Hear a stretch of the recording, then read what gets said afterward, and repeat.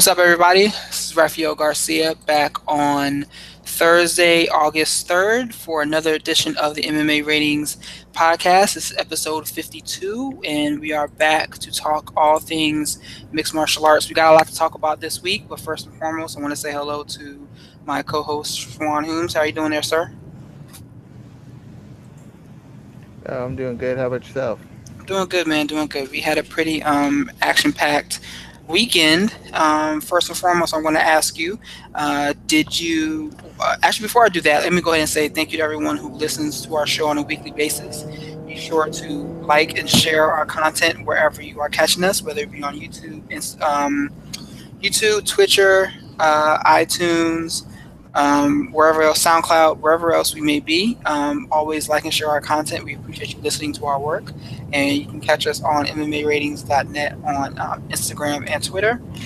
As always, you can go to the website at MMAratings.net to catch us there too as well. But we got quite a bit to talk about there, Shawan. How about you? First and foremost, what did you think of UFC 215? Did it live up to the hype? Yeah, it was by far the best card they had as far as from top to bottom, and essentially all the fights kind of went the way that we thought they would go as far as excitement. There weren't really any bad fights except for one fight that kind of stood out and kind of ruined the momentum. But everything else was a lot of back and forth action, a lot of drama. I don't think anybody said they left the event or turned it off and they were unsatisfied with what they paid for.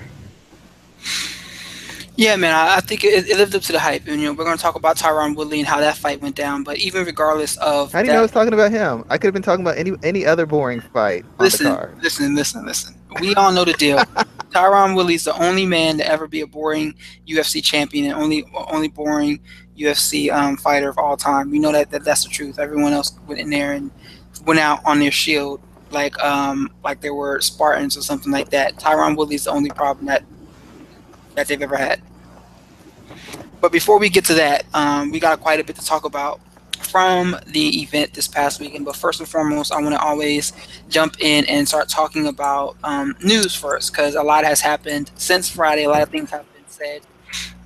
So let's start there. And first and foremost, I want to start with I want to start with Tyron Woodley.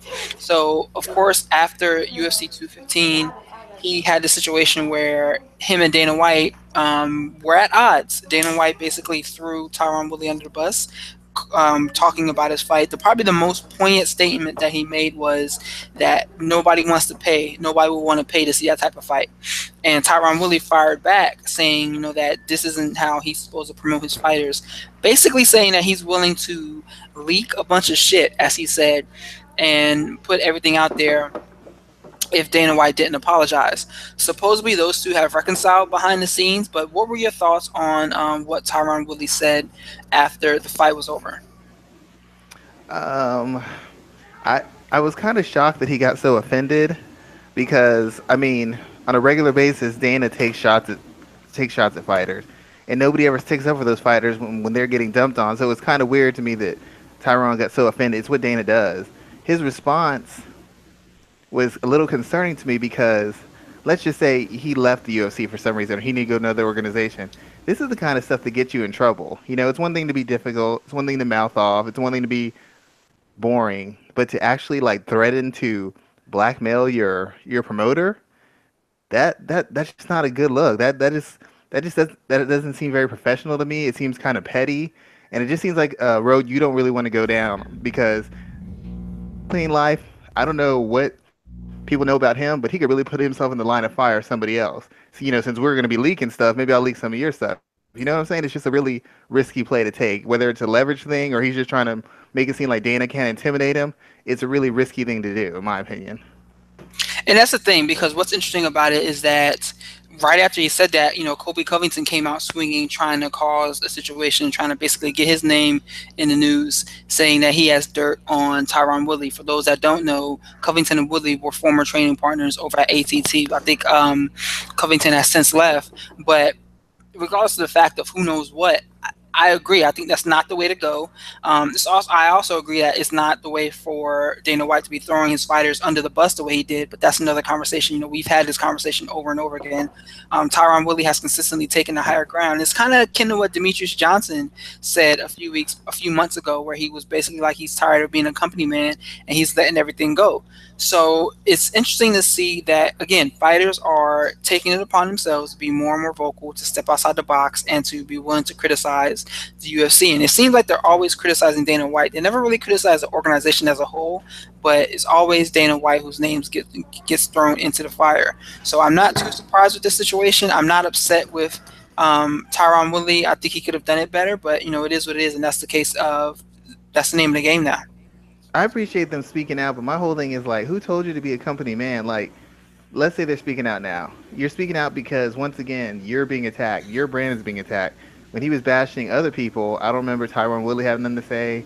I don't remember Demetrius Johnson having nothing to say when they said they were boring, when they said anything else. Nobody had anything to say. It's because it's affecting your pocketbooks. It's affecting your promotion. It's affecting your brand. Now you want to speak up. Now you're tired of being a company man. Nobody told you to be a company man. That's a choice you decided to make, either because it's who you are or it's because you thought it would help you get paid. Either way, if that's who you are and now you're changing it, then that means, to me, that comes off a little fake. And on the other side of it, if it's just what you were doing to be successful, that comes off as fake too. It's like you're no better than the fighters you say who are just talking to get a title shot or who are putting you on the front to get sponsorships. You're doing the same thing. You were a company man, so you can get better opportunities. You can get paid, not because it's what you believed in. And the only point I have, I'm not a fan of Dana, and I'm really irritated with Tyron and Jon Jones because 2 weeks in a row they're making me defend Dana White. But the fact of the matter is, when Dana said something good about Tyron or he said something good about Jon Jones, they didn't have any. They didn't have a clap back for that. They co-signed it. Yo, Tyron had a great knockout. He co-signed that. But now that he's coming after him, now he wants to push back. Now Dana's an idiot. Now Dana needs to stop talking. You can't have it both ways. You can't say it's cool when you support me and you build me up, but now you're criticizing me and I don't like that. You either accept the compliments and the criticism, or don't accept the compliments and the criticism. It's like right now Dana's an idiot. He doesn't know anything. But when he said you were a world level fighter or a great fighter or great talent, then he knew what he was talking about. So he only knows what he's talking about when he's saying nice things, but he doesn't know what he's talking about when he criticizes you. That doesn't even make any sense. So yeah, I think that this is. I'm wondering who else. You said something. These guys weren't so outspoken when Dana was talking about someone else. They always get so heartfelt when Dana comes and he comes for them. So I definitely agree with you on that. I wonder what that will look like if fighters did begin speaking up for each other. How would that go down? I think it would be something worth seeing, and I don't think it's going to occur. I just don't think that these guys are always. And that's actually interesting because Tyron said this during the MMA hour. I don't know if you listened, but he was like, there's no way in hell he can be a part of a fighters union if it's okay for Dana White to continue doing this and nobody says anything. He actually said that during his rant on the MMA Hour on Monday. He said this is a reason why he can never be a part of the fighters union. It kind of really stands out to what you said, that he didn't say, no one really says anything when fighters are being attacked by the promoters. No one comes up to each other's aid, but they want to stand their ground when it's their turn to have their asses thrown into the fire. Yeah, well, you said it last week. You said that's why there can't be a fighters union, because every fighter is only on the side of themselves. If somebody else gets sick and they can't fight, you start burying that person because you want to put yourself in the mix for that next title fight. You want to make yourself look better. When you take a short notice fight, when a fight gets canceled, that helps you. But if you win that fight, that kind of pushes the person who got injured or hurt down the line. They move back. So a lot of things fighters do go against each other. And I understand what Tyron's saying. I get it. You should stick up for each other. But once again, where was he when Dana was burying Jose Aldo? Where was he when Dana and Conor McGregor had their little tiff? Where was Tyron Woodley when he was bashing Cyborg? He ain't say nothing. Now he's getting the heat. Now he's the one under fire. And now that he wants people, nobody sticks up. You didn't stick up for other people when they were suffering. You didn't say nothing. You didn't come out and say, hey, you can't talk about Cyborg like that. Respect her. You ain't say nothing. He didn't say anything. And when Dana was saying nice things, Demetrius Johnson, when he said Demetrius Johnson was great and those fans who booed him are idiots, Demetrius Johnson say, "Hey, shut up, Dana. You don't know what you're talking about." He said, "Yeah, see, he's on my side too." But now he's criticizing you, and you got a problem. It's like just be consistent. It's the same thing when they tell fans you don't know anything. So you're gonna tell me a fan who's never fought before doesn't know anything. But when the fans say you're the best, oh yeah, he knows what he's talking about. When the fan says you need to work on your jab, you never fought, you don't know what you're talking about. The you know what I'm saying? The hypocrisy is right there. It's right there. So they kind of create these own situations. They want people to stand up. Everybody's got to stand up. And you got to stand up all the time. You can't stand up some of the time. You got to stand up all the time. And I don't know that he's willing to stand up for other people. If he had done that, I think a lot of people would have spoke up for him. But he's never done it. So I don't think anybody's willing to speak up on his behalf. Definitely no welterweight. Why would they? I mean, to be quite clear, just recently in the news, he kind of bashed Robbie Lawler. So he's saying stick up for people, and he turned around and just roasted that dude. It's funny because TJ Dillashaw kind of did the same thing. TJ basically went on a rant saying how he should be the next bantamweight contender, and that how if he doesn't get a title shot, then the whole system's rigged. Well, what did he do? The minute Cody Garbrandt got hurt, he attempted to jump in line and jump in front of everyone to get a shot at the flyweight title. So yeah, that situation. These fighters are always going to be out for themselves, which I understand it. I'm always on board with athletes taking a stand and taking a stance for themselves first and foremost. But this is what's going to make this difficult for any type of union or an association or something like that to come together and get started, because these men and women are more out for themselves. And it's interesting. Well, I'm not going to fall down that rabbit hole yet, but these athletes definitely do understand that this is a fighter's game, and they're trying to get all that they can get for themselves, rather than band together, which is, it's part of the game, but they're not going to advance past this point until they can find a way to come together. Yeah, it's not like a team sport where if your quarterback gets better, the receiver gets better. The receiver can catch anything within a 10-yard radius to him. That helps him out of the offensive line. Your success isn't necessarily connected to the success of another fighter unless he's a money fight guy like a Conor McGregor, at one point Ronda Rousey. Otherwise, your success is strictly based and built around yourself. You have no incentive other than the fact that you're a good person to look out for other fighters. And I'm not bashing the fighters. I'm not saying they're bad people, but they have no financial incentive to protect other fighters, correct? So the only reason, huh? You're right. Yeah, so the only reason they would do it is if they're really good people, and yet still nobody does it. So I don't know what that says. Nobody does it, man. Nobody does it. So I want to keep moving because we're going to come back to Tyron Woodley in a second. But Michael Bisping and GSP, this is kind of the fallout of the Tyron Woodley fight, where now we're seeing that Bisping GSP is back on. When originally this fight was supposed to be off, and GSP was going to fight either Maia or Woodley, whoever came out of UFC 215 as the welterweight champion. And it's interesting because Tyron Woodley called it. He said during the lead-up, he said he doubts that that's the truth. He doesn't think he'll ever get that fight against GSP, and this kind of really helps cement his claim that the UFC is quote-unquote punishing him for the response to his performance and putting the super fight up, the quote-unquote super fight with him and Bisping together again for UFC 217, even though it's a fight that people are kind of like meh towards. Yeah, they're not very excited about it, and I hate to. I'm not really. I mean, the only thing that would excite me about it is based off of what we've seen in the past couple fights. Bisping is big and strong. He presents some issues for GSP, but he's vulnerable enough where you could see GSP winning. With Woodley, the way he's performed, I still believe he could beat GSP, but in the same instance, he could just have a boring fight and essentially play it safe until GSP just ekes past him on points. But it wouldn't be exciting. It's like part of being a name guy and getting that fan base outside of yourself is putting on exciting fights. I mean, Conor McGregor had a fan base, but let's not pretend like he wasn't laying people out, and that builds that builds a story, that builds a fan base. Woodley hasn't knocked anybody out in a while, and he hasn't been particularly dynamic anytime soon. And they're trying to make the most. It's a business. They're trying to make the most money. Just like Woodley wanted to fight Michael Bisping, he was going to meet him at a catchweight. He's calling out Nick Diaz, who hasn't won a fight in years. They're trying to make money. Tyron Woodley's trying to make money.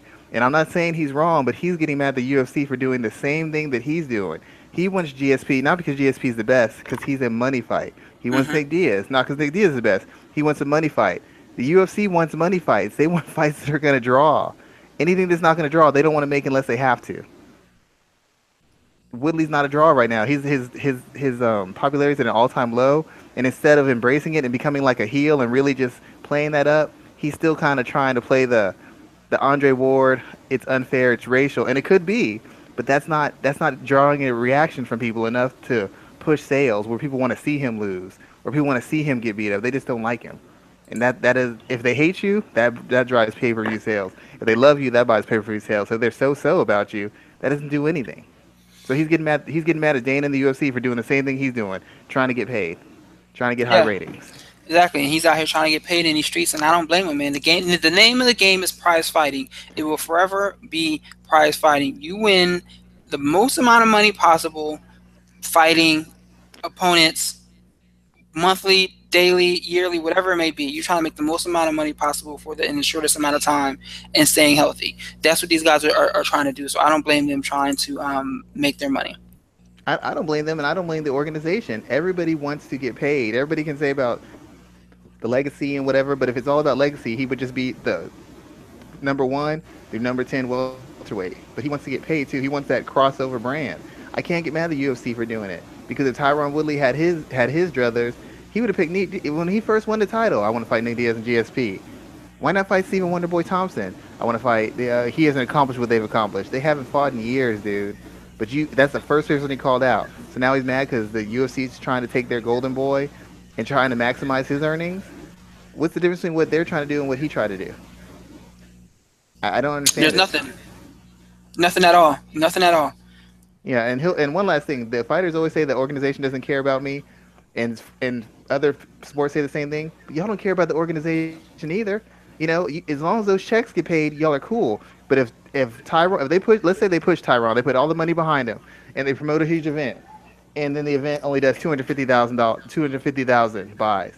Is Tyron going to be like, oh, I'm so sorry, I'll give the money back, I'll help you out? No, he's going to be like, well, they did it wrong. They didn't go to the right demographic. There'll be another reason why it's on the organization. The organization isn't taking responsibility for their part in this, and Tyron isn't taking his part. He's saying, I just care about winning. I just want to da da da whatever. But y'all are both responsible, and nobody's taking any accountability.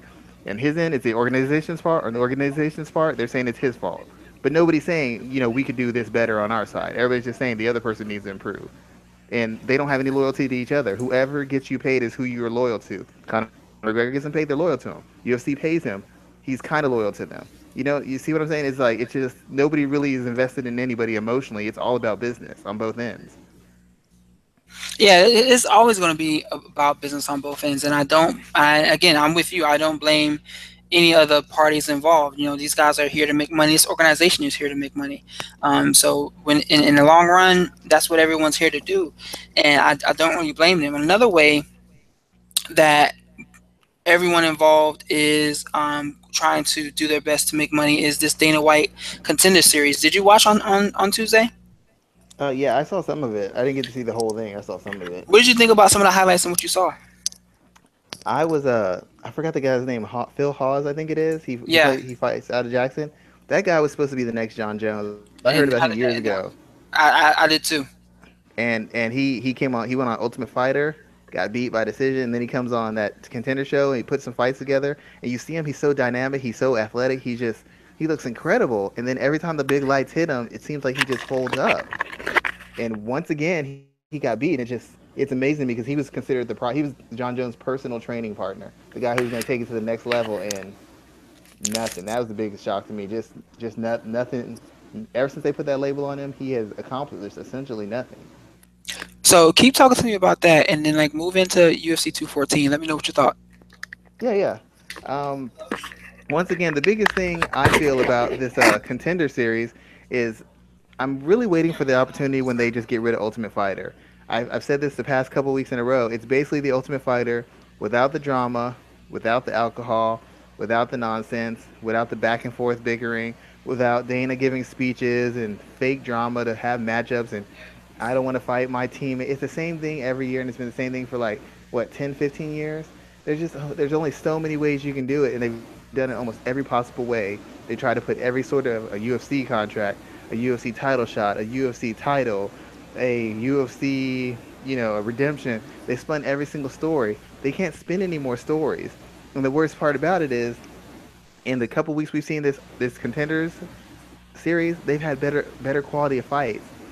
They've had better quality fights. The only time the fight quality has been better is when you've had actual UFC level fighters fighting in the tough house, like where they have the strawweights.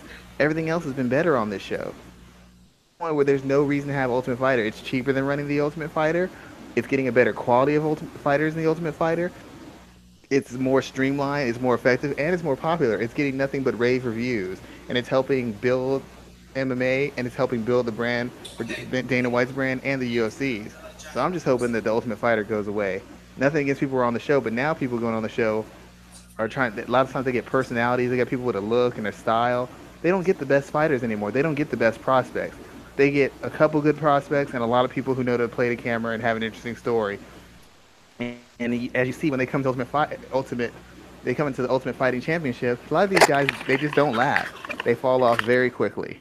So I think it's time to focus on the Contender Series and get away from the Ultimate Fighter as a whole. Um, I'm with you on the that, la- man. I'm definitely with you on that. I think that they should get away from the Ultimate Fighter totally and stick with the Contender Series, especially if they're going to do it in the seasons type format, because it makes it easier to follow and it gets you in and it gets you out. NFL is starting back up today. It's Thursday Night Football, and I think Tuesday is one of the only nights where sports aren't very prevalent there. It's usually like a basketball night, and I think it's also a hockey night as well. So they could fit it in if they can find a proper placement for it. and Raphael, you fought a couple times, correct? Yes. Now, if you had a choice between going away from your family for 6 to 10 weeks to compete on a show and go back and forth and deal with that drama, or just put some wins together and then fight for one night on a contract, or at least get on the radar because you're on national TV, you're getting all this exposure, which would you choose? Man, easily the one night. Exactly. So now the Ultimate Fighter, they're not going to. They're already getting suspect prospects as it is because you've seen some of them. Some of those series, it's been weak. The guys come in the UFC and they just get mopped up. So now they're not even get top line contenders. What's the purpose of the show? Except it holds up a division and takes away momentum from a division, especially if it's a champion. It's like there's no purpose for it anymore. You've got a clearly better version of the product, and there's no need to keep dumping money into this other one. The ratings aren't there. It's not pushing forward divisions anymore. It's just, in fact, they could have done the whole flyweight division and worked it out through the contender series. That would have been extra ratings. But yeah, Yeah, like it really would have been extra ratings, but the Contender Series is kind of like, I think it's gonna continue building access to Fight Pass, and it's going to be something that's worthwhile. I hope they keep it as the way they have it right now, and they keep it on UFC Fight Pass, and they keep it kind of like the small realm. it's the only thing attached to Dana White's name that all fans agree is a great idea. Before they're like, oh, another fight show by Dana. Now everybody's like, oh my God, it's the greatest idea. It's the best thing Dana's ever done. It's the only thing that Dana's done that everybody in MMA is cool with. Everybody in MMA is supporting and can't wait to tune in. And not just the UFC's promoting it, anybody who's connected to it because everybody wants to know who the next big fighter coming up is. They're promoting it on Twitter. All you see is clips of such and such is going to fight tonight from people not even connected to the UFC. It's quite the phenomenon actually, and I'm very impressed that Dana came up with this. It's genius to me. It definitely is, and I'm looking forward to seeing what's next from that. So let's move on and let's talk about UFC 214, and let's start right at the top where we have Jon Jones regaining his light heavyweight title by head kick knockout head kick to ground and pound TKO in the middle of the third round. What were your thoughts about this fight? I got a couple of different questions for you, but just initial takeaways. What did you see, and talk to me about that. I was well, before the fight, I said it was a bad matchup for Cormier. That even if he improved, he had to improve light years to make up for the gaps in technique and the physical stature. And when I watched the fight, I I was watching it, paying attention to Twitter, and everybody kept telling me like, "Oh, Daniel's getting to him. He's beating him up." I didn't know what they were talking about. I had no idea what these people were talking about when I was watching that fight. I was like, the same thing that happens is always happens with Jones. Jones is willing to give up a couple rounds. All I saw him was banking in shots, taking his time, controlling the pace, working for an opportunity to close out the fight. I was like, Daniel's doing fine. He's gonna lose this fight. There's no way he wins this fight. I said that from the 2 minutes in the first round. I'm like, there's no way he wins this. It's already over. And I just kept hearing from people I respect how tight this fight was and how great he was doing, and I just didn't see it. I thought he improved. I thought he fought very hard. I thought he did the best job he could do, but he wasn't anywhere near close to beating Jones at any point in that fight. Not at any point was he close to beating him. I definitely think he looked better, but I agree with you. I had it, I think, one round each going into the third with Jones kind of pulling away. So I think it was looking pretty interesting. It was looking a little different from the first fight, but not overwhelmingly. Oh my God, DC is kind of taking is running away with it. So I'm not. I'm surprised that it ended in a finish, though. I thought it was going to be a 5 round fight with Jones probably taking four of the rounds, but seeing that finish, it kind of let me know that I think Jones is back. He looks a lot better, and I'm hoping he's taking this seriously because we're going to talk about his next challenge next. I said last week if Cormier is going to lose, it is going to be is going to be a finish. I didn't see how that he could make it through 5 rounds because everybody kept talking about how Cormier's done this and he's done that, but the fact of the matter is he's 2 years older. He was already having injuries and problems before. He's already had stamina problems before. He had a bunch of tough fights, you know, three really tough fights in a row, taking a lot of abuse and punishment.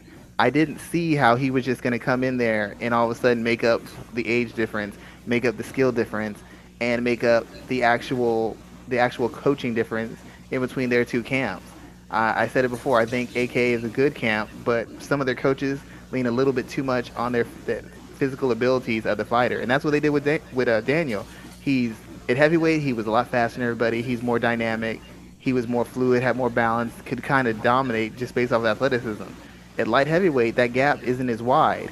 At heavyweight, he hardly ever got touched. But even though he was fighting much more accomplished fighters, he hardly ever got touched. At light heavyweight, he was getting touched from day one. Only guy who didn't really rough him up was Daniel Henderson, but every other top guy he fought had put hands on him and put shots together on him routinely. And Jones was no different. The biggest issue is for Daniel to be effective, he has to get into a certain range. He's not good enough at working his way into range to maneuver, block, defend, slip, parry Jones's offense to get in there clean and get his offense off and either use his footwork to stay in there to match Jones's movement so he's stepping with him and catching him, or he can get all the way back out without getting caught. What happens with Daniel is he gets stuck on the outside, chopped up, he's coming in, he's getting chopped up all the way in. When Jones sidesteps, pivots, or backs up, basically Cormier is getting chopped up all on the way back out. So the whole time he's taking punishment. Jones is only taking punishment in key spots, right in that boxing range. And even then, because of Daniel's footwork, and how he sets up his shots, he's kind of reaching, he's kind of leaning, they're kind of glancing shots, and the whole time he's just getting stuck, chopped up by Jones, especially to the body. And that was the main difference. Jones could hit him and damage him from any spot in the cage at any range, and Cormier was only really effective from one range. And just to get into that range, he had to work really hard to get into that range. He had to work hard to stay in that range. Then he had to work hard to reset that range to get back in it because Jones would either circle out or move back. And the whole time he's finding this range, getting in this range, and staying in this range, he's getting attacked at every single range. He's getting attacked outside. He's getting attacked at boxing range. He's getting attacked at clinching range. He's getting attacked right back on boxing range. It's just too much. It's too much work. He has to do too much work to get to the spots he's successful in, and he has to take too much punishment on the way to getting to the spots he's successful in. That's twice as much work just right there. All Jones has to do is wait for him to get to this one spot. That's the only spot he's in danger in. The rest of the time, Jones is good. He doesn't have to worry. He doesn't have to push. He doesn't have to work extra hard. He just has to pick his spots and show some poise because Daniel's not a KO puncher. Daniel's not finishing anybody with one shot. So you have all these things in the back of your mind to give you a bigger margin for error than Daniel Cormier has. So, talk to me about what's next. We have an opportunity now for the rematch that we've been waiting for with Jon Jones and Alexander Gustafsson. That's what everyone is leaning towards. Is that the fight that you make immediately, or do you try to wait 6 months to make that fight with Brock Lesnar? Talk to me about that for a second.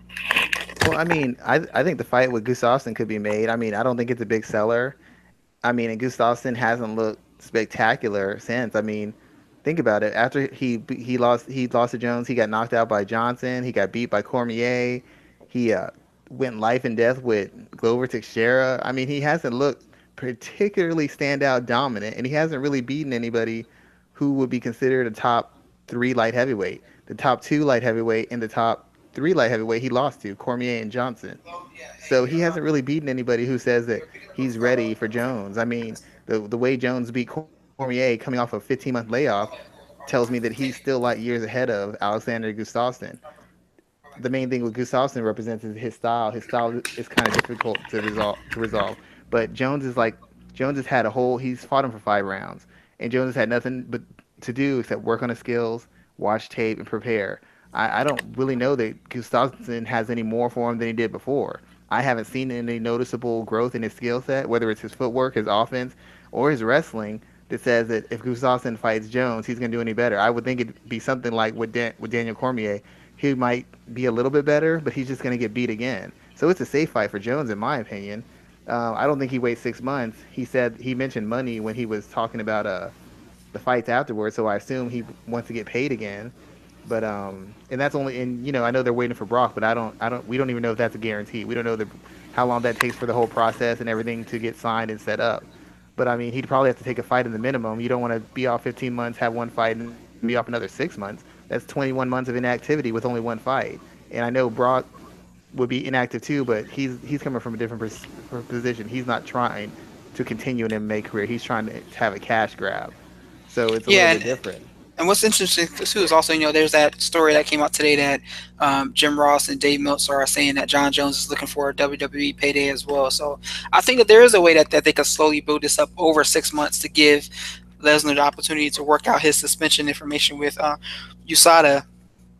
Um, I think that they're going to make the Gustafsson fight first, though, probably for early next year. And I'm not going to disagree with that. I would like to see that rematch, especially because one of the main talking points coming out of their first fight was that Jones didn't take the fight seriously, that he was out partying and stuff like that. So I would like to see if he's really going to like knuckle down and take this fight seriously this time around.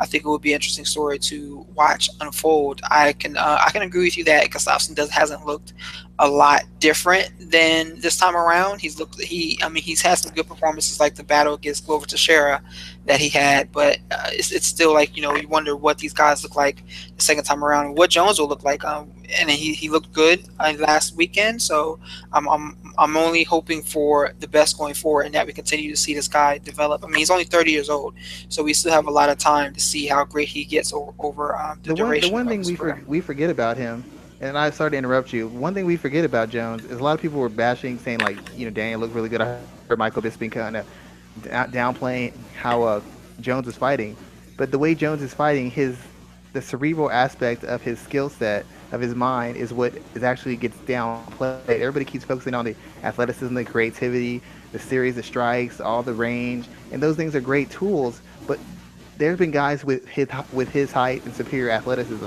Why have they not done what he's done?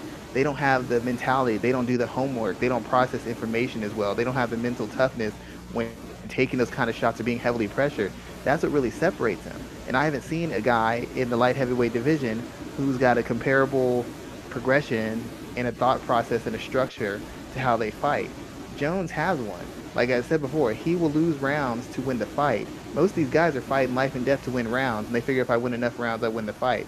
They don't know how to fight with a sense of strategy. If they lose a round, they feel like they've lost control, so they got to get it right back. They're kind of predictable that way. Jones can get it right back, or he can sit back and let you take another round to get you right where he wants you. That head kick he landed, that was a direct result of all that constant, steady body work he was doing on Yeah, Cormier. Had he been throwing head kicks like he usually does, that wouldn't have landed. But he set him up, body, body, body for 2 rounds straight. Then the first head kick he throws, bam, puts him out. And definitely. then, and then fights after, he talked about how Johnson had got him with that. So he's doing the kind of research. He's watching these guys fight, and he's got 2 years of footage of watching Gustafsson, Cormier, everybody fight. So he's been breaking these guys down. He's been like a mad scientist, and I don't know that these guys have been, since they've been actively fighting, I don't know they've had the time or the wherewithal to do the same to him. And that's where the difference. That's why I don't have as much interest, because I'm like, what is this guy gonna do better? How has he grown as a fighter? I haven't seen it. And So I think that that's also a positive review of his camp as well. That not only is his camp doing an excellent job of breaking down his opponents and finding ways to defeat them, that no one else's camp has been able to find that same weakness within Jones. I mean, other than Gustafsson in that first fight, Jones hasn't ever looked really in danger. So it'd be interesting to see if the camp can, if Gustafsson's camp can do it again, if they can really break the fight down. But talk to me about that. What do you think that they should really be working on if this fight should happen? With Gustafsson, the main thing I noticed is the main thing is a lot of it is his conditioning, and it's not just because he's in bad shape.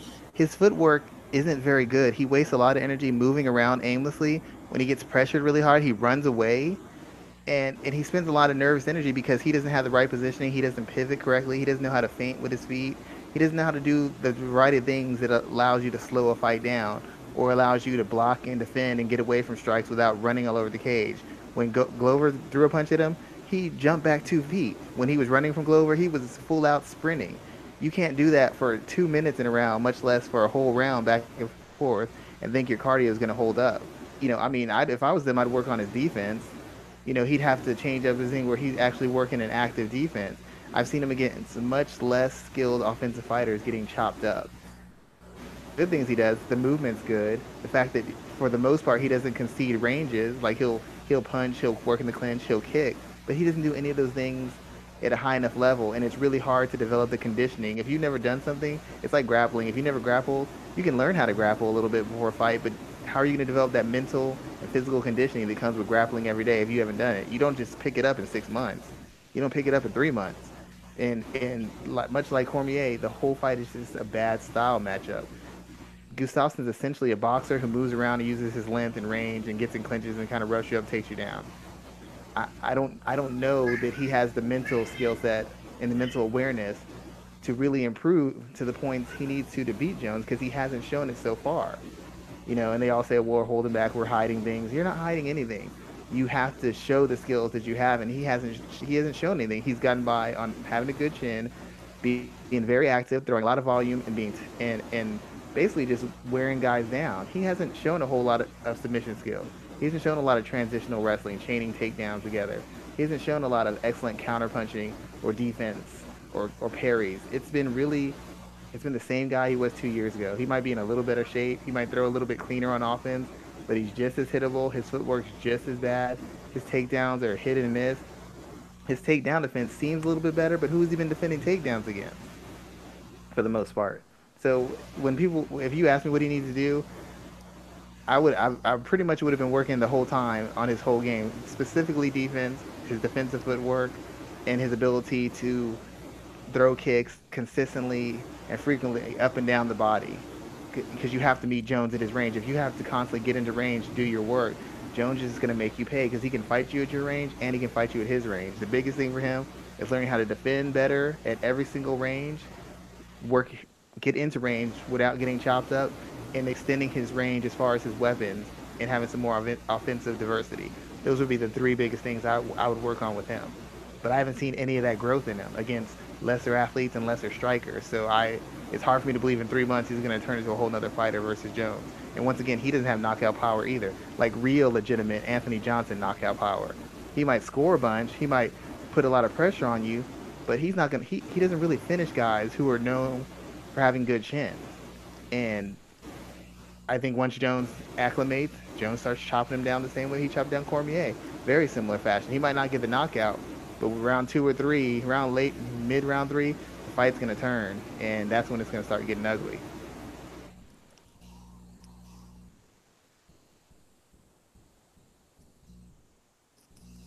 And like I was saying, I don't know Gustafsson's camp very well.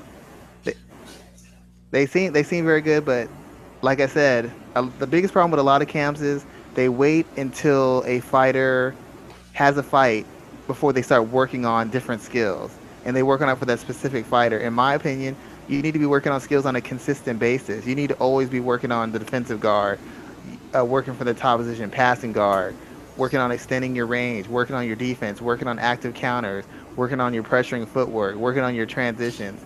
You can't wait until late into the game, until a fight is scheduled, before you start making these adjustments. It needs to be a constant, steady level of improvement. That's what I believe Jon Jones does. He's constantly working on new things, even when he doesn't have a fight schedule, even when he's taking a break. He's watching film, He's mentally preparing. He's getting in better shape. He's working on different techniques. He's working on different ways to apply the same techniques. He's working on his cage IQ, and that's why when the fights come and he gets in pressure filled situations, he knows what to do because he's trained until he's second nature. None of these other guys are doing that. All these other guys are waiting until they have a fight schedule and then they try to add on the new skills. Jones is constantly layering his skills, off time, downtime, recovering from injury. He's always adding something. So when the pressure gets put on him, he can pull the trigger. These other guys can't because they haven't drilled it and learned enough. So let me ask you this then, man, and you may have touched on it. Has that year off that he was gone from the sport, has that really hurt his game, or has he gotten better because he was able to keep training and keep learning during that time period? The biggest part, I think, if it would have hurt his game, it would have been rust and his timing. You can't make up for real fight timing. But the biggest thing it helped him out is he had like what, 2 15-month breaks. That means he wasn't taking any punishment. Yeah, he was sparring and stuff, but he wasn't taking any punishment.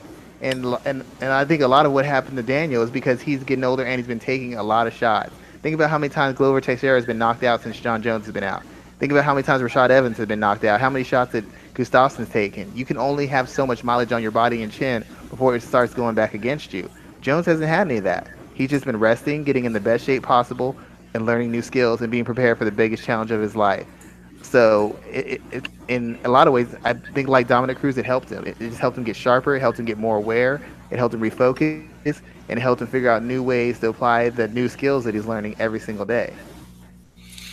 So when we talk about new skills, let's talk about Tyron Woodley, who it's funny because you mentioned it a couple times in the past that you didn't think his takedown abilities or takedown defense was that great. Well, how do you still feel that same way after after Saturday's fight? I'm kind of conflicted because he did defend 20 takedown attempts is pretty impressive. It's like you can't to not get taken down even once. That essentially proves that your takedown defense is great because I mean Damian Maya has taken down multiple other people. He's taken down Jorge Masvidal, who's a good guy takedown defense. Matt Brown, Jake Shields. He's taken down lots of guys, and he's finished them all. Rick Story's another guy he took down to finish. The same instance. This is MMA, and since Damian Maya is so one-dimensional on the feet, it's there's only you don't really have to worry about anything else coming in. You can almost exclusively defend the takedown. So it's like it's still very impressive, and it's kind of improved my opinion of his takedown defense. But in a fight, when the only thing you really have to worry about is essentially one punch, and Damian Maya is not very good at transitioning from striking into grappling, it kind of takes away some of the shine of it. But I'm still impressed by it because he was able to maintain his focus and his distance and his timing and his range. But Damian Maya isn't the most complex takedown artist, and the way Woodley was doing it, where he's up against the fence, if you sit out against the fence a little bit, it gives a little bit of give and makes it hard because they have to pull you off the fence to get you down instead of being in the center of the octagon where you could get takedown. And to be fair, he did grab the fence one time. Damian Maya pretty much had him down. He did grab the fence. It only been one time, but still, that's all it takes with Damian.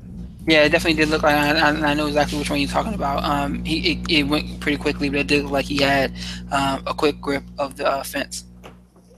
Yeah, I actually have a different. I take because a lot of people. I've been fighting with a lot of people on Twitter about Tyron Woodley because Tyron was saying how he's essentially a better version of GSP, and I've actually made a comparison. And our good friends on Heavy Hand, Connor Rebush, we were talking about it on Twitter, and the thing I said the difference between Woodley and GSP is this: Woodley keeps you from doing what you want to do. GSP stops you from doing what you want to do. Damian Maya wanted to take Woodley down, so Woodley used his footwork. He backed up. He threw strikes accordingly to kind of keep him out and to make him hesitate, make him have to think before he got in there. And he kept Maya from the position and the places that would essentially get him to takedowns.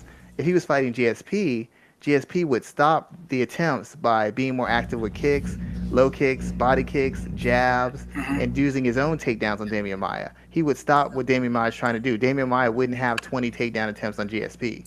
And I think that's where some of the interest in Tyron wanes a little bit because he neutralizes you. But once he neutralizes you, he doesn't do anything to finish you, nothing actively. Like if you fight dumb and walk into a shot, he'll finish you. You take a bad takedown and he can sprawl you out and pound you out, he'll do that. But he won't take any sort of chance or any sort of risk in finishing you. And I think that's where people's frustration comes in because he's younger than Maya. He's more explosive. He's one of the biggest hitters in welterweight, and he had Maya totally shut down, and he couldn't do anything to have an explosive moment in the fight, like a real dynamic, explosive moment. He did enough. He clearly won, but he didn't do anything where you sit there and you're like, "Wow, this guy's an animal." And he was clearly the superior fighter in this fight, and yet he couldn't evoke any moment of moment in the fight as far as the action. Well, what amount do you put on him for his shoulder being injured? And, it's come out that he may have a torn labrum, and they're not sure how long he may be out. What are your thoughts on that impacting his performance? Once I heard that, I mean that makes sense. That makes sense. Unfortunately, because of the way he's performed so often, he's not gonna get the benefit of the doubt on that. Even if it's true, it's just people aren't gonna give him the benefit of the doubt. To be honest, I've never been the biggest Tyron Woodley fan, but I'm very impressed with his ability to execute, the ability to come up with a game plan, and to never get away from it. No matter how much success he's having, he will never get away from the game plan he has. And there's not many fighters who are that coachable. There's not that many fighters who are that disciplined and that meticulous in their preparation that he doesn't allow any circumstance, any boo, any frustration to have him act out a character. I'm very impressed by that. But just because I'm impressed by it doesn't mean I essentially have to be a big fan of it. I'm a fan of it as a person who observes fights, who breaks down fights, who works the fighters. Just a casual fan, it's awful to watch. It is just awful, boring, uneventful to watch. And once again, I heard this on our friend of the show, Patrick Wyman, on the Heavy Hands podcast. He mentioned the way Woodley fights. It's every fight is going to be, if you look at it from a certain perspective, every fight he could lose every fight. Even against the fight with Thompson, everybody was like, Thompson might have won the first one, Thompson might have won the second one, because not a lot is happening. And when you're a guy who basically wins fights basically by taking things away from people, depending on who's watching the fight and how much aggression the other guy's putting out, beat yourself. And think about it, if Damon Maya could have put a little bit more offense together on the feet, you could have had an argument where he would have won the fight. He was the aggressor. You take 20 shots for takedowns. You're clearly aggressor. Tyron's backing up against the cage. If he could land clean hard shots around, there'd be an argument to be made that Damian Maia won that fight. He was clearly the aggressor. He clearly controlled the cage, and he was the one putting pressure, and he was landing shots. He just didn't land enough of them. But he was controlling where the fight took place at. Yeah, he didn't get it down, but he was still. Tyron didn't come off the fence. Tyron wasn't actively trying to counter or chase him. An injury or not, the judges don't know that. So it's very easily one of these days he could fight one of these close, tight fights, not really get beat up, but still lose the decision based off of the perceived aggression of the person he's fighting. Yeah, I'm not going to disagree with you there, because some people were. I saw someone actually saying that Damian Maya had won a couple of the rounds heading into round three, so it can definitely be perceived one type of way. All he needs is the wrong judges in around the If he cage. got one takedown, imagine if Damien got one clean takedown and controlled him. I mean, you never know. That might have been it. That might have been the difference because True. Could you he was imagine just in. the foolishness that would have occurred had he lost that fight via split decision or something like that? He would have had a fit. He would have had a fit, but then it would have been hard for him to play the racial angle because Damian Maia is Brazilian, and the UFC is not very kind to most Brazilian fighters, to be fair either. But he would have had a fit, and a lot of people would have been like, "That's what you get for trying Yeah. to." That's what they said. That's what you get for trying to play a game and point fight instead of coming out to finish. That's a good point there, man. So like let's talk about someone who did finish. We got Cyborg and Tanya Evinger. Cyborg finished in I think the third round. Yes. Break down that fight for me there. What did you see? I had actually had a bet with a friend of mine going that Evinger would last into the third, but they didn't believe it. So I mean, it looked exactly like I thought it would look like. 3 rounds through the fight. Before I get into this point, I wanna highlight the similarity between the Evinger Cyborg fight, and the Woodley Maya fight.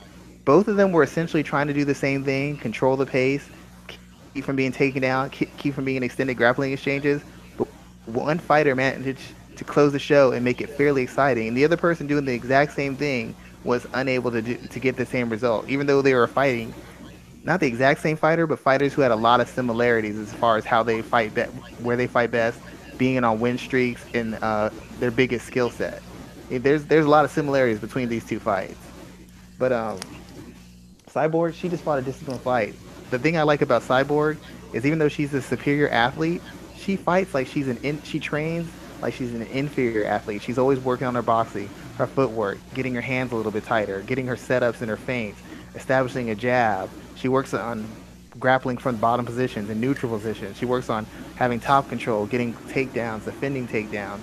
And that's what I like about her because she understands that as a fighter, even if you're the superior fighter physically, at some point you're going to lose a step. At some point, somebody's going to come up and be able to close the gap on you. So you have to have all your skills, and you have to have them to the point that when you're under duress, you can apply them.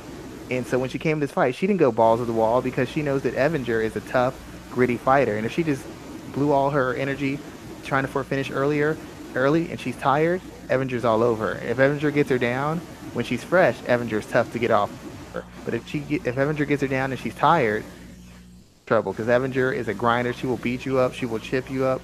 She will find a way to finish you. So what Cyborg did was she established her range. She started chopping Evinger up at range, landing power shots when she could, when it was safe, downs or wouldn't expose her to getting in tie-ups or clinches with her. And she just took her time, placed her shots, put some power on them when she needed to, and eventually set up the opening for the finish. That's all she did. It was a lot of people considered it boring. They said she lost a step. I believe she did that on purpose because she's trying to show off more of the skills. And the best time to work on the skills outside of sparring is when you're in a live fight and you're against somebody who you don't know what they're going to do and how they're going to respond. You can test out the skills in a live situation against an opponent who's only got really one or two ways to beat you. So it's kind of a safe time to work on that jab, work on that footwork, work on placing the shots because you're not under a real threat. And that's what she did. She fought very smart. She fought a masterful, efficient, devastating fight. And a lot of fans didn't want to see it. They wanted to see her maul that girl. But Cyborg had a lot of the lines. Cyborg can't afford to lose at this point in her career. We talked about that last week. She can't afford to lose. If she would have lost, that would have been catastrophic.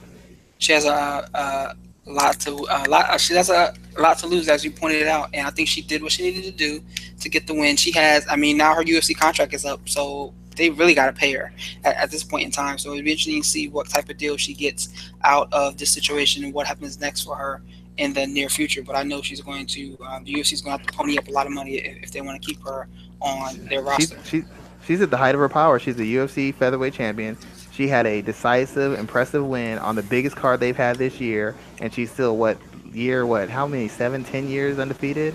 So I mean, she's got all the cards in her favor. She did what she had to do, and now she's in a position where UFC's gonna have to pay up, or somebody's gonna pay, and she's not connected to anybody. So all that, she's a Vanderlei in a dress. Oh, it's coming time to pay for that. UFC's gonna have to pay for every comment. It's come time to pay. And two other guys that got paid, they gave us what they wanted. They gave us what the crowd wanted, was Robbie Lawler and Donald Cerrone.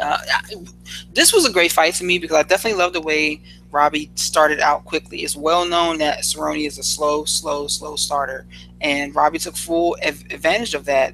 And he almost had the opportunity to close the show early. Yeah. Donald showed a lot of poise, a lot of grit. I mean, after that knockout loss to Masvidal, and I'm a Game Bread fan, but Game Bread don't the way he laid out Cerrone kind of scared me because Game Bread don't hit like that. He didn't hit like that at 55. I know he don't hit like that at 70. And when Cerrone went down, it's like someone shot him. That's how he fell. So I was concerned that if Robbie came right out and jumped on him, that would be the end of the fight, and it was close to it. But the biggest thing that happened in the fight is the same thing that always happens with Cerrone. Cerrone, he fights a lot, and that's what got him his popularity. That's what gets him all these paydays. That's what keeps his timing so sharp and his mind so sharp. But when he fights all the time, if you notice at the beginning of these fight streaks he goes on, he looks really great. Around the third fight of that streak, he starts looking awfully shaky. And that's what happened the last time. He looked really shaky against Matt Brown. He comes in against Masvidal and gets wiped out. This time he had some months to train. Added some new skills, got time to heal, got time to recover, get in the best shape possible, and he came in looking like a brand new Cerrone. He was a little bit sharper with transitioning between takedown attempts and strikes. His footwork's a little bit better. His defense was a little bit better. His counters were a little bit sharper, and that's all stuff that takes time in the training gym. You can't no matter how much you fight, no fighting keeps you sharp, but fighting doesn't allow you to add new skills because you're trying to fight to survive and to win. You can't do both. You have to have time to train. And he had time to train, and you saw the results of what he had when he fought Robbie. And Robbie's still a big puncher, but Donna was able to navigate that for the most part, win around, and make it to the end of the round, a third round, without getting KO'd and without really getting beat up. He was losing the fight, but he didn't get massacred. He wasn't brutalized. He could fight another 2 months and be right back in things. But that was a difference. He had taken time off to actually work on his skills. The biggest concern for me about both of them is they're really close at the end. Robbie's not as dynamic as he used to be. He's not as sharp. He's got his defense a little bit better with all his experience in fighting. He knows the right time and right places to work his game in, and he's another guy who's willing to lose a round to win a fight. But it's clear he's not the athlete he used to be, and he doesn't have the accuracy or the snap that he once had in his shots. Robbie from 2 years ago, he would have got Cerrone in trouble. That would have been it for Cerrone. Yeah, definitely, And because Cerrone looked like he was ready to go earlier in that fight, but it just didn't go down that way. and Cerrone, he's lost some of his. He's never been the toughest guy. I said that last week. He's never taken the best shot, but his resistance has gotten a little bit worse. The only thing is, unlike a lot of guys who kind of plateaued, and once they started declining, then they started adding skills. Cerrone's been adding skills over the entirety of his career, and he's been fighting a lot, so he's been kind of forced to use them. So Cerrone's got a big enough skill set, a big enough tool set where he can protect himself from the kind of decline he's at. But he's still declining, and I figure both of them got maybe another year or two in at an elite level, maybe another one, because I mean neither one of them is legitimately in the title picture talk right now. They might because the division's thin, but as far as legitimately being elite fighters, neither one of them to me is elite right now. They're just big names, and that means they're going to get opportunities. Yeah, it definitely is. It's going to be some interesting opportunities. What's next for him? Do you think Lawler gets the welterweight title shot? From what I've heard, if Woodley's out for a while, I wouldn't put it above the UFC to come up with an interim title. Because that's when Woodley said he was injured, I was like, man, you can't afford to be injured. They don't want that belt on you. And they're looking for any excuse to get a belt on someone else. And if Woodley's out for a while, then we're just gonna have an interim title. They already did it with Michael Bisping. And Michael Bisping actually has some fans, so they'll do it to Tyron Woodley. They'll do it to him in a heartbeat. So, what else came out from UFC 214 that you liked, that you were excited to see? I was excited about the that fight with Kaylee Curran, and I forgot the girl's last name, Albu, I think. I can't pronounce it. Yeah, Alexander. Yeah, Excuse me, Alexandra yeah, Albu. that was a Yes. great fight. As far as action fights, it wasn't necessarily important because Curran can't seem to put wins together because her cage IQ is terrible. Like she just does. She's all heart. She's all aggression. She's all athleticism. She has no defense and she has no cage IQ. And that's how you know she's a dynamic athlete. She's just getting by on athleticism and she's able to compete with much better, much more disciplined, much more skillful fighters based off of volume, activity, aggression, athleticism, and durability. Her whole her whole effectiveness is based off her athletic ability and her physical ability. And that was a great fight because Karan is just there to take punishment. She's not running from shots, and she's going to continue to return fire. And it was kind of sloppy. It was kind of wild, but that's the kind of fight you like to see when you really feel they're emotionally invested in it and you feel like you're kind of watching an actual fight in a sporting event. Because a lot of times there's an MMA fight, and when you watch that fight, it's like you're just watching a fight. And it's easy to get caught up in the action of it and kind of ignore some of the technical gaps you saw on both sides. But it was a great win. It was a great fight, and I think Alexandra has a good future in the UFC. She showed some power. She showed some athleticism, and when push came to shove, she showed a little bit more discipline, offensive sharpness, and cage IQ. And I think that was a good start for her. That she already has a name, and when you have a fight like that, the UFC rewards that with giving you the fight you want. And she's clearly shown that she can give them the kind of fights they want. Yeah, she can definitely do that. It was a hell of a showcase there, and I liked it too. It was a good opening. Well, it wasn't the opening fight for the night, was it? It was like the second or third, but it was something I definitely enjoyed, and I watched the whole thing start to finish. Yeah, I mean, Kaylee Fran's got like one win and how many UFC? Maybe two wins and like 6 UFC appearances, but this is why they keep her around.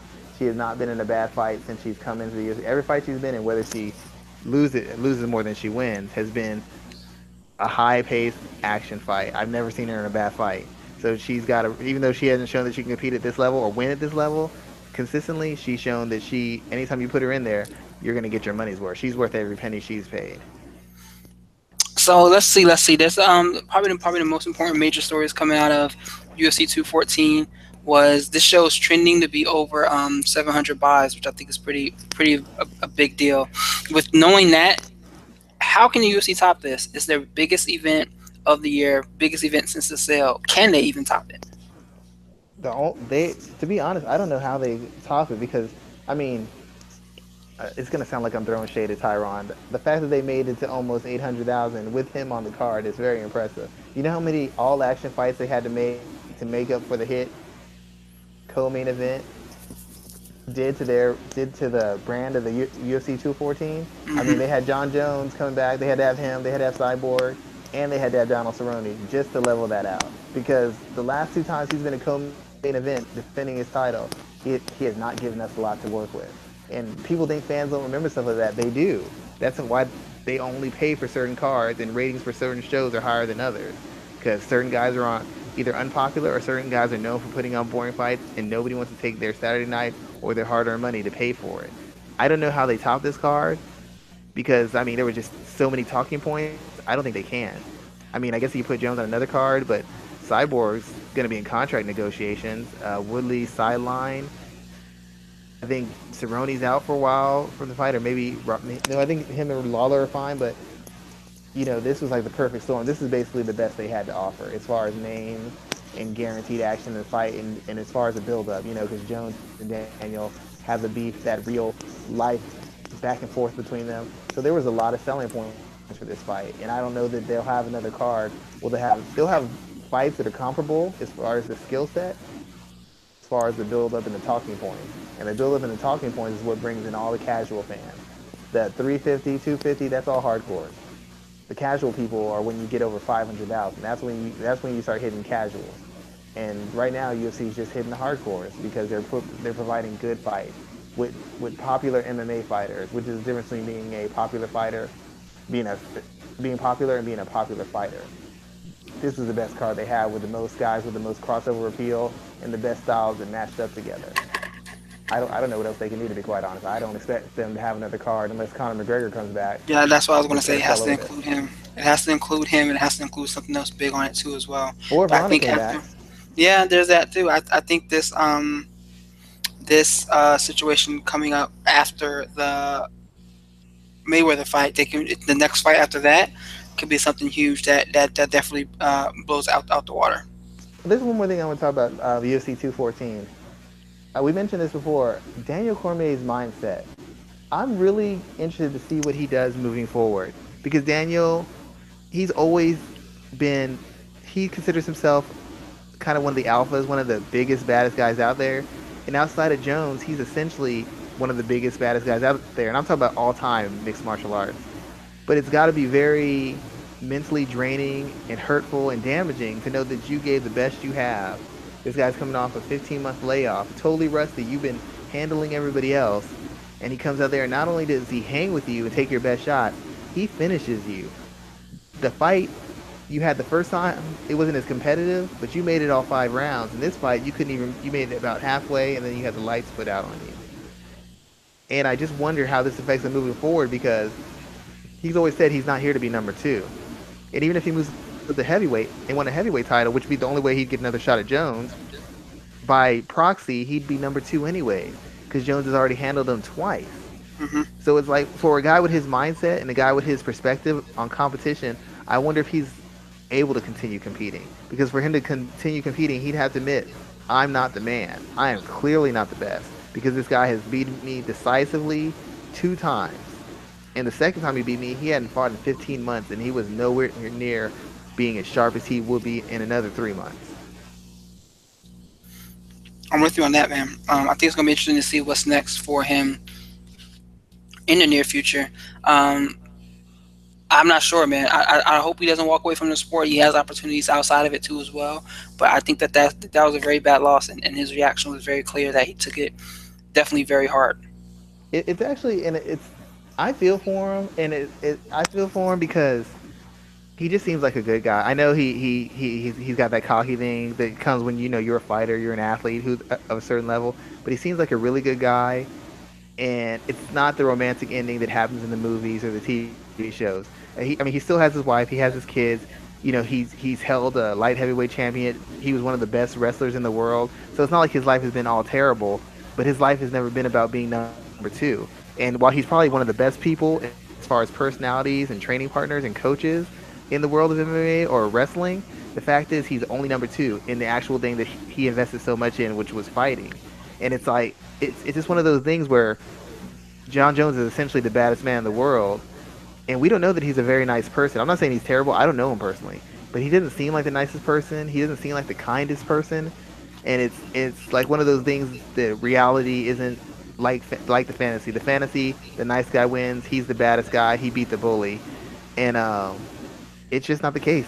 Daniel is probably the better guy. He might even be the better father. He might be the better human being, but he's not the better fighter. And because he's not the better fighter, he's going to be the subject of some ridicule, and he's going to be looked down upon in the history books to a certain degree. Because just like in those other sports, you can be as nice as you want to be, but did you win the championship?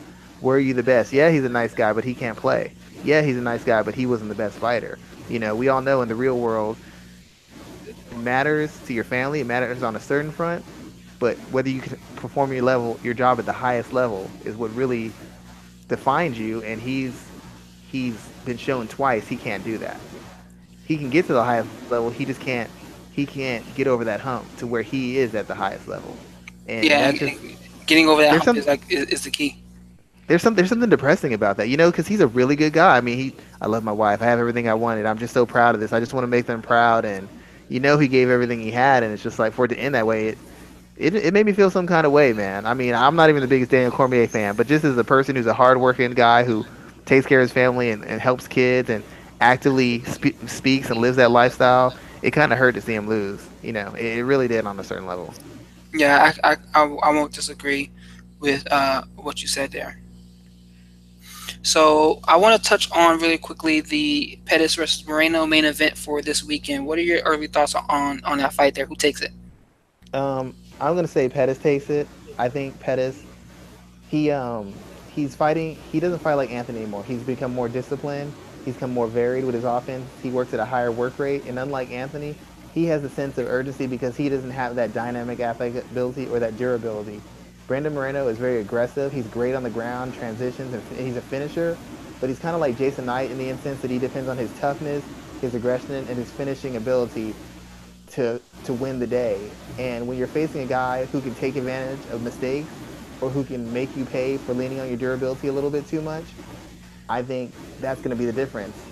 Pettis isn't going to make a lot of mistakes, and I fully expect Moreno to make a lot, trying to impose his will or his physicality on Sergio. Just like Jason Knight tried to impose his physicality and his will on Ricardo Lamas. He let Lamas get into a position where he could go to work. Lamas went to work, close it out. I feel Pettis is going to do something similar. I think Pettis isn't as durable or as dynamic as Moreno, but I think he's going to make less mistakes. He's a little bit more disciplined coming in, and I think that's going to be the difference. Yeah, I'm looking forward to just that main event. There isn't much else on this card that kind of caught my attention, but I think that this is going to be an interesting test for Brandon Moreno and especially Sergio Pettis because he was looking to get the title fight against Demetrius Johnson. It's actually the most exciting, the second most exciting fight, in actually third most exciting fight in the division history. First was Demetrius versus Benavidez, a rematch. Second was Benavidez versus Cejudo, and then this fight is actually getting a lot of play and a lot of run across Twitter and the MMA community. So it's the best fight you can make in division. It's one of the best fights division this year. It's 6 against 7, and two guys who've been looking more and more impressive in each and every win they've had, and they've won in different ways, using different approaches, emphasizing different points of attack. And Moreno came off the Ultimate Fighter, and he's been on a streak. He's just been walking through guys. He's looked amazing, and Sergio, after a rough start, has kind of refocused himself, and he's really been the better Pettis in the past 2 years. He's really outdone Anthony as far as consistency, technique, sound strategy. So this is a really good fight. I'm really excited for it, and I hope it does really good ratings because these guys are the kind of guys who are capable of kind of leading a division and taking the sport to its next phase. So let everyone know what you're working on this week, since we're headed up towards the end of the show. Tell everybody what you're working on and where they can find you. I actually did a piece on severe MMA. I did one breaking down Sergio Pettis versus Moreno. It really is more oriented towards Sergio Pettis and talking about the changes he made and how they've been shown in his last couple fights. And it kind of touches on the things I discussed about the Moreno fight today. I'm also on MMA ratings. I should have my piece coming out on Randa Marcos versus Alexa Grasso. This kind of focuses on Grasso and it talks from the position of what are the do's and don'ts that Grasso has to have to win the fight. This is what she needs to do to win the fight, and this is what she doesn't need to do to win the fight. And that should be coming out this week. And then actually have another piece coming out. I think it'll be coming out this week on Combat Press, and it's actually breaking down the uh, the value of a camp and a corner, a good camp and a good corner, and it kind of allows me to echo some of the points I've made on this show about what a good corner does, what a good camp does, what a bad camp does, what a bad corner does. It's a kind of pointed article. I expected to get some feedback from people in the coaching community, but that's why I did it because I'm very passionate about protecting the fighters, and half of protecting the fighters isn't just getting them paid, it's training them in a manner where they can win their fights, and if they lose their fights, they don't take a huge amount of damage and shorten their career or their lifespan because they don't know how to properly defend themselves. Yeah, I think that'll be an interesting piece to read. I'm looking forward to that. I'm putting together, just trying to work on something for Colin Kaepernick. I do dabble into the NFL side as well, since this has a social conscious angle on it. I'm looking forward to finally finishing that research and putting that piece together. I will be. Yeah, I will. You need to send that to me directly on Twitter. I need to see that. I'm yeah, very no, interested on your stance on that. I'll make sure you see it, man, as well. I'm doing something on Rashad Evans this week, and I'm looking at probably one or two grappling pieces that finish up for this week as well too. It's going to be pretty busy, Oh, you as know what? usual. I had to apologize to you. I know it was heart wrenching when Maya didn't win that fight because I know if Maya won that fight, we were gonna be talking grappling all day, every day for the rest of the year. And the thing is, though, what we're talking about now is just as interesting to me. So I won either way. Yeah, that is true. That is So true. But I know you wanted that win. I know you wanted it for Damien, but you wanted it for yourself. yeah, there you I go. know You're you right about wanted that that. win for yourself. You're definitely right about that, man. So with that in mind, man, I'm gonna go ahead and close out the show. You can catch us back here next Thursday, same time, 8 o'clock on the 10th, and we appreciate everybody listening to the show. And catch us next week. Yeah, guys, thank you very much for your support. Like he said at the beginning of the show, share, like. If you have comments, you have questions, you have things you want us to discuss, you can reach me on Twitter. You can reach Raphael on Twitter. You can comment on the show directly. We will answer any and all comments, and we're always there to interact with you. Anytime you have a question or concern about the show, we're here for you, trying to make the best show for you. Thanks, everybody, and have a great one. All right, sir. Take it easy.